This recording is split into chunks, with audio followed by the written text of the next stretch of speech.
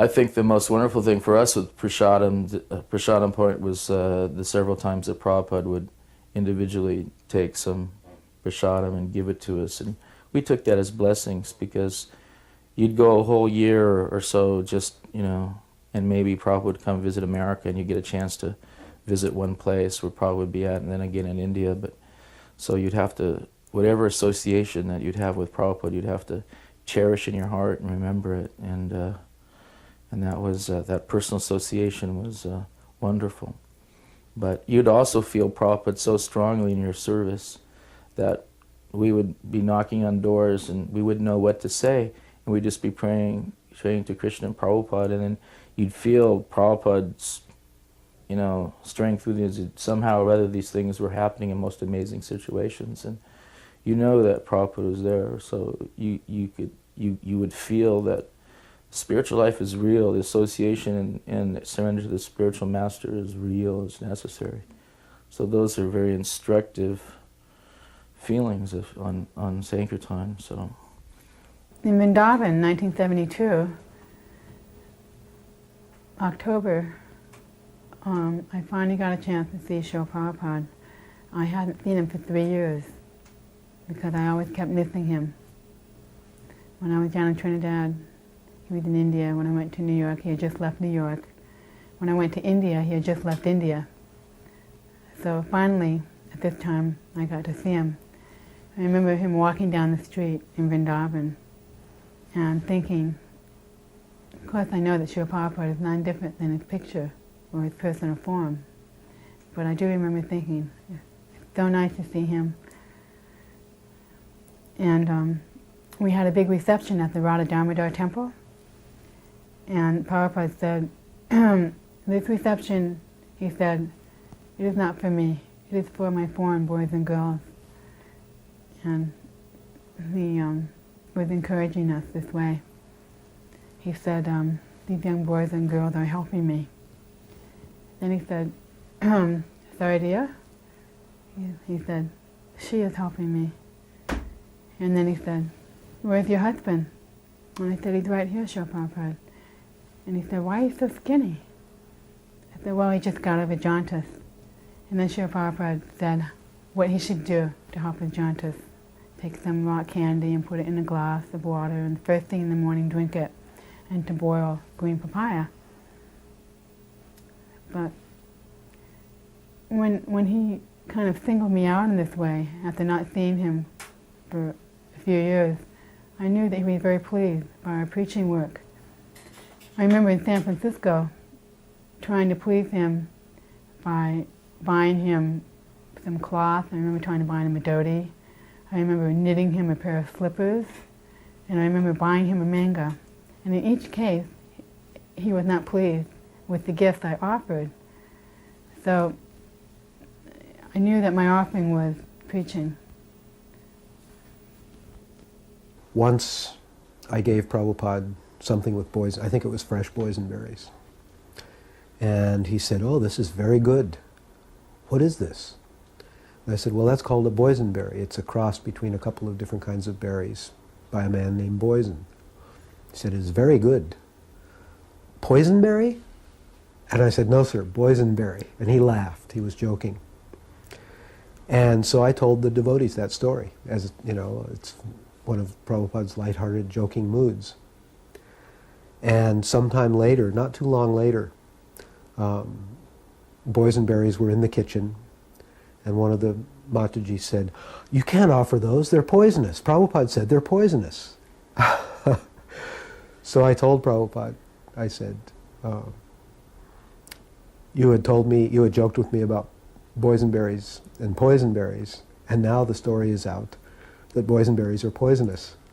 And he laughed. He said, everyone is saying Prabhupada has said this and Prabhupada has said that when I've never said. He said, believe what you hear in my books and what you hear me speak, and take everything else with a grain of salt. Another example of that was in Bombay. There's the chickpeas. How many chickpeas can we eat? So I was carrying Prabhupada's plate through the prasadam room of devotees. The devotees were at one end of the building and Prabhupada's room was at the other end. So I was taking his plate through, and I heard someone say, well, you can only serve 7 chickpeas. Prabhupada told us that in New York. And somebody said, no, it's 11. I heard it in Los Angeles. Somebody else said, no, it's 21. He told us that. So I went into Prabhupada's room and I gave him his plate and I said, Srila Prabhupada, there's a controversy going on about how many chickpeas we can eat. Somebody's saying 7, someone has said 11, someone has said 21. And he gave the same answer. He said, everyone is quoting this and that and this and that. He said, again, believe what you hear from me directly and what you hear in my books. And as far as chickpeas are concerned, eat as many as you can digest.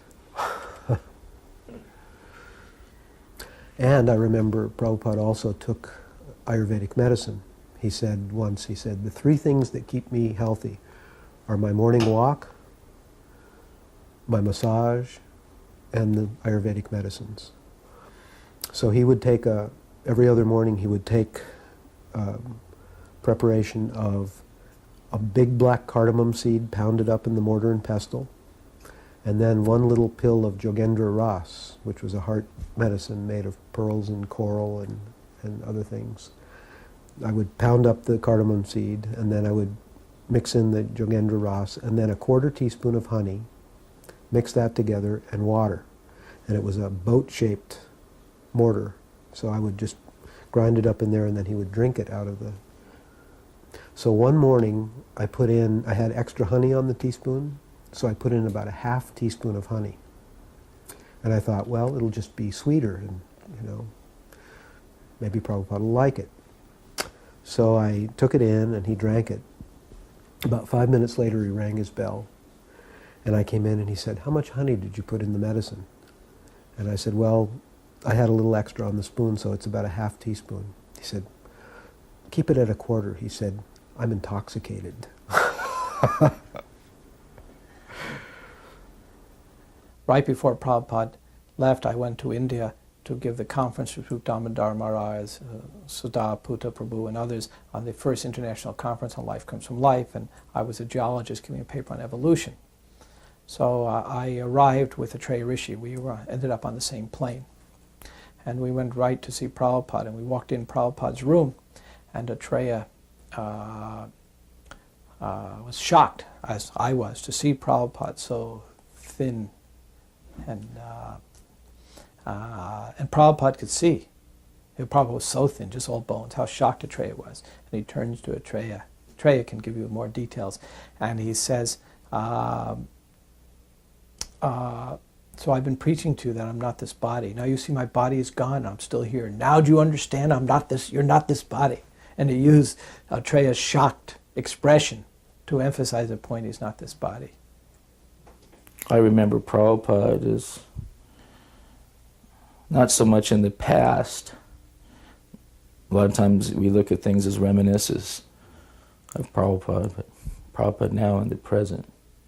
He would say, many times, I remember in Atlanta when he was offering Guru Pooch to his spiritual master, he would say, when he first came to America, that he was trying to do this impossible, but he did not feel alone because his spiritual master was always there.